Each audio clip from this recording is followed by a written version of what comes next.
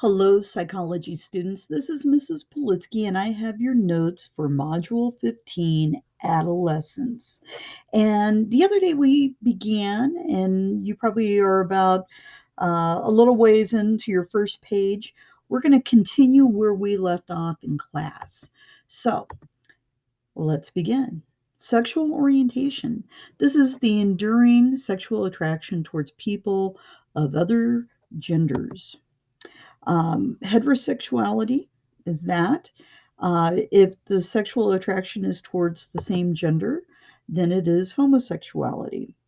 A number of studies suggest that somewhere between 3 to possibly 4% of all men and possibly 1 to possibly 2% of all women are exclusively homosexual.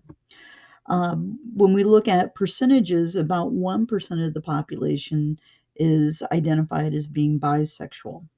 Studies have not been able to establish that homosexuality is related to parenting styles, a person's hatred or fear of the opposite sex, or even a childhood history of being raised by or exploited by homosexual adults.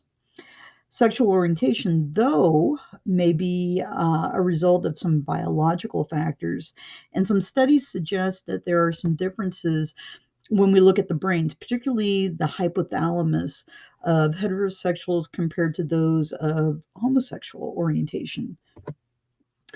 Cognitive development in adolescence. We talked a little bit about Jean Piaget when we talked about infancy and childhood development, but Piaget was a pioneer in studying developmental psychology, and he introduced the different stages of cognitive development in children.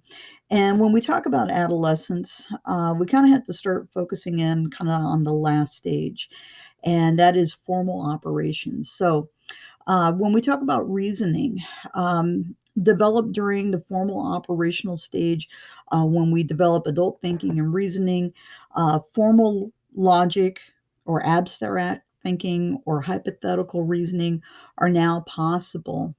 And these changes represent a qualitative change in cognitive skills. By adolescence, most young people will have the mental tools to take on these abstract concepts. And according to David Elskines in 1978, this is also an age when one tends to focus on the self, often imagining that one's own feelings are particularly unique.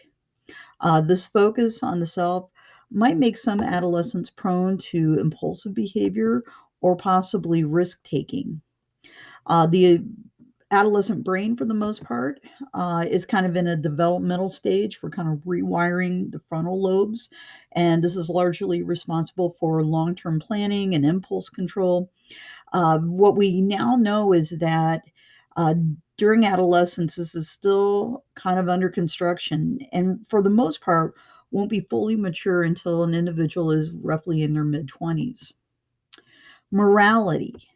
A man named Lawrence Kohlberg created 3 stages of moral development, and his theory of moral reasoning demonstrates how our way of thinking about moral situations changes with our level of development.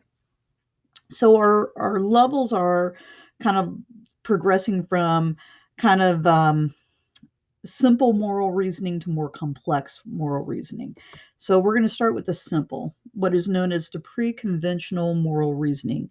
And the individual, for the most part, is concerned solely with themselves. It's a very primitive level of moral reasoning characterized by a desire to avoid punishment or to gain some kind of reward. So most children under the age of 9 show this type of moral reasoning. And even some adults never progress beyond this level. So an example would be, I'm not going to do this because I can get in trouble, or I'm not going to do this because I'm going to be punished. That is, for example, pre-conventional moral reasoning. When we get beyond that, we end up with what we call conventional moral reasoning. And this is a concern about fitting in. And primarily the concern for conventional moral reasoning is to fit in and to play the role of the good citizen. So, if a good citizen is going to do good things, meaning that they're going to help others, they're going to become civically involved, all this. And people at this level have a strong desire to follow the rules and laws of society. So if the law of the land says you can't do something, then you're not going to do it. Conventional moral reasoning is typical of most adults. The final stage is what we call post conventional moral reasoning. And the concern is with a broader ethical principle. Most people don't reach this level. So, post conventional moral reasoning is characterized by a reference to universal ethical principles that represent the rights or obligations of all people. So, it might be looking at certain levels of fairness in society. So if we went back in time and we talked about suffrage, the right to vote, there have been many times when the right to vote in the United States has been denied, either based on gender, when women weren't allowed to vote, or based on race. And so somebody from this post conventional moral reasoning would probably look at that and say that is morally wrong. So it's a higher ethical principle. I kind of think about it in terms of like things like civil disobedience, that you're willing to break the law to bring about something better in the long run. So that's Kohlberg. Social development in adolescence. And just so you know, we've talked a little bit about Eric Erickson, and he came up with an H-stage theory of social development. His theory illustrates how certain issues peak during different periods of life, including adolescence, and he divided the lifespan into 8 stages, ranging from infancy to late adulthood. And in each of the stages that we go through in the psychosocial development, there is some type of task. And the task, for the most part, is a challenge.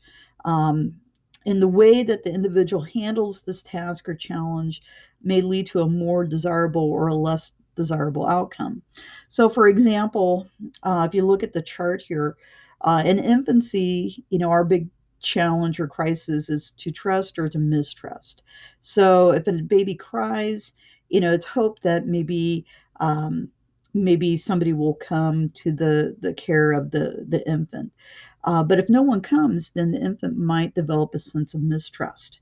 And as we get older, we go through different stages. Early childhood, autonomy versus shame and doubt. A lot of this is kind of centered around like toilet training, whether or not you have the skills to feel independent, or are you going to be made to feel like you're lesser than yourself. When we get into like the latter part of like grade school, industry versus inferiority. Can you learn the task that your teachers or your coaches want you to do, or will you ever, forever, never accomplish those goals and be inferior? Okay. By the time we get to adolescence, we're going to hit a few big ones: identity versus role fusion, and then eventually in young adulthood, intimacy versus isolation. So let's talk about identity. And your identity is that sense of self, according to Eric Erickson. An adolescent's task is to solidify a sense of self by testing and integrating various roles. So it's not uncommon that sometimes adolescents will, at one point in time, dress in a certain style or listen to a certain type of music because they assume that that's the role that they want to portray. And maybe they'll even wear their hair a certain way. Okay. That's all about trying to find their identity. And according to Erickson, the adolescent's task is to solidify that sense of self by testing and integrating various roles. The search for identity during adolescence has several different characteristics. There's experimentation. So you might experiment in healthy ways, like maybe trying a variety of activities at school. So maybe you go out for one act, not knowing if you could act, or go out for speech, not knowing if you can get in front of a crowd to talk. Maybe going out for a certain sport, just to find out whether or not you have the talent to be successful in that. You might also observe various adult role models. You might even imagine your life in a variety of different careers. Okay. There's also the rebellion.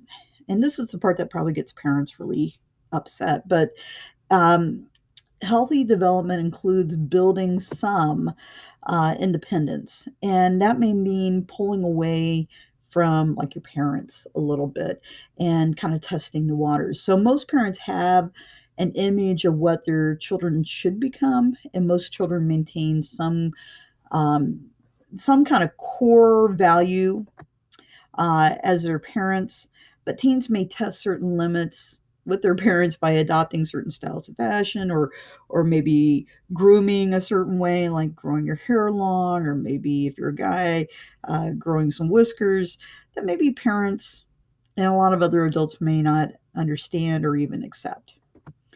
Along with that, there's a little bit of selfishness when we talk about relationships. Sometimes it's not about like being, kind of into other people, but it's all about being into yourself. And sometimes it can become very self-centered, a little egotistic in a sense. Teens increasingly learn about their unique self as they move in and out of various friendships. Oops, there we go. Relationships, cliques, and sometimes romances. So it's not uncommon that you might see someone who is in their adolescence who's dating, um, going with someone and then breaking up and then immediately turning around and dating somebody else, kind of like a serial dater in a sense. That's not uncommon when we talk about this concept of the selfishness.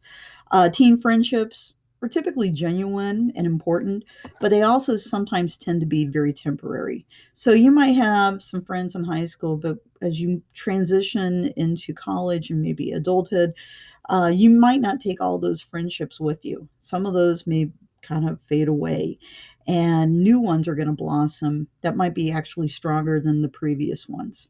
So some people do maintain lifelong friendships with some of their high school friends, but most adults will find that these friendships become kind of fond memories as time goes on, as they settle into careers and family patterns in the years to come. This is also a time of optimism and energy. Most teenagers are armed with a lot of new and more powerful thinking skills or cognitive skills, and they view the world with a fresh and maybe even a refreshing perspective. That optimism that's there. And many adolescents are willing to tackle serious issues related to human rights, the environmental concerns, political campaigns, and other causes. If a kid in their teen years survives the role confusion and finds who they are, then we're ready to move to Erickson's next stage. And we're going to talk about developing intimacy. And according to Erickson, intimacy is the ability to form those close and loving and open relationships, which is really kind of the primary task of early adulthood. Many people have their most intense and intimate relationships with their spouse, but not all marriages achieve this type of closeness. Intimacy is not necessarily sexual by nature.